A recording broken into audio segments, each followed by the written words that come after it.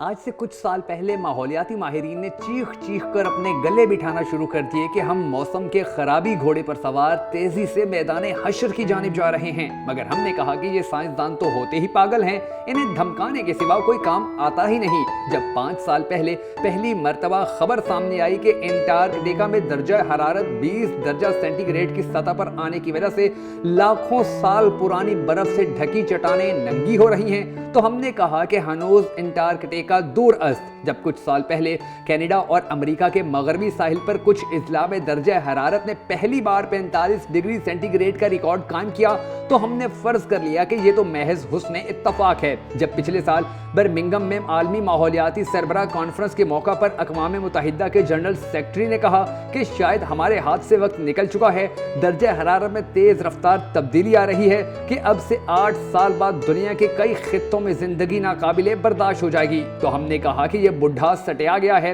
ایسے تھوڑی ہوتا ہے۔ مگر آج کا موسم بتا رہا ہے کہ کوئی سائنسدان یا خطرے کا بغل بجانے والا مدبر نہیں بلکہ ہم سٹیائے ہوئے ہیں۔ مجھے وہ خدائی فرمان یاد آ رہا ہے کہ ہم کسی قوم پر عذاب اتارنے سے پہلے اس کے حواس اور عقل چھین لیتے ہیں۔ ویسے بھی مصیبت کو تنہا آتے ہمیشہ ڈر لگتا ہے، لہٰذا جوڑی یا جھنڈ میں آتی ہے۔ پہلے عالمی وبا نے دنیا کو الٹ کر رکھ دی، پھر روس نے یوکرین پر چڑھائی کر دی، اور یوں عالمی منڈی میں تیل اور غذائی اجناس مہنگی ہونے کے سبب ترقی پذیر دنیا کی کمر ٹوٹ گئی۔ اب ہم جیسوں کو مونسون کا روپ دھار کر آنے والی آسمانی بلا بہائے لیے جا رہی ہے، اور سبزے کے عادی یورپ اور امریکہ میں خشک سالی نے پنجے گاڑ دیے ہیں۔ آخری دمادم مست کلندر شروع ہو چکا ہے۔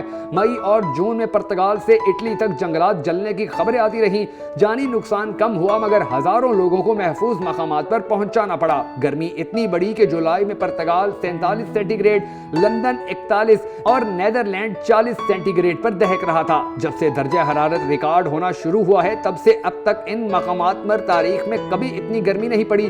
یورپ کے بیشتر ممالک میں 1930 کے عشرے کے بعد پہلی بار موسمیاتی ایمرجنسی نافذ کرنا پڑ گئی ہے۔ درجہ حرارت اوپر نیچے ہونے کے نتیجے میں پہاڑوں پر بھی برف کم پڑی، چنانچہ دریاؤں اور جھیلوں میں بھی پانی کم ہونے لگا، اور اتنا کم ہو گیا کہ دریاؤں کی تہہ میں صدیوں سے چھپے آثار نمودار ہونے لگے۔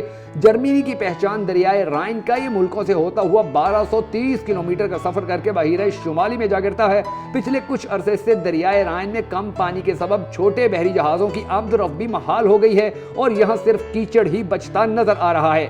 جرمنی اور سلوواکیا میں بہنے والے دریائے ایلب کے ڈوبے کنارے ابھر آنے سے سینکڑوں سال پرانے وہ پتھر بھی سامنے آ گئے جن پر لکھا تھا کہ جب تم مجھے دیکھو تو اپنے نصیب پر ضرور رونا۔ شمالی اٹلی میں پچھلے 70 سال کی بدترین خشک سالی کے سبب سب سے بڑا دریائے پو بھی کم ہوتا جا رہا ہے۔ فرانس کے ہمسائے اسپین کا حال اور زیادہ برا ہے۔ دریائی پانی کی مقدار 40% رہ گئی ہے، اور شمالی صوبوں میں اتنی خشک سالی ہے کہ بہت سے دیہاتوں کے لیے پینے کے پانی کی راشننگ کرنا پڑ رہی ہے۔ برطانیہ کا حال بھی اچھا نہیں۔ گلوسٹر شائر کاؤنٹی سے شروع ہو کر لندن سے گزرتا دودبارے انگلستان میں گرنے والا ٹیمز پچھلے 1.5 ماہ سے اپنی ہی پیاس نہیں بجھا پا رہا۔ یہ تو ساری دنیا کا حشر ہے، اور اوپر سے ہم یہ کہتے ہیں کہ کچھ بھی نہیں ہوتا اگر پاکستان کے ماحول میں تبدیلی آتی ہے۔ ماحولیاتی تبدیلی پوری دنیا کو اپنی لپیٹ میں لے چکی ہے۔ اگر ہم آج بھی نہ جاگے تو آنے والے وقت میں شاید ہماری کہانی بھی کسی قسم کے کسی خطے یا کسی بھی قصے میں نہیں ہوگی۔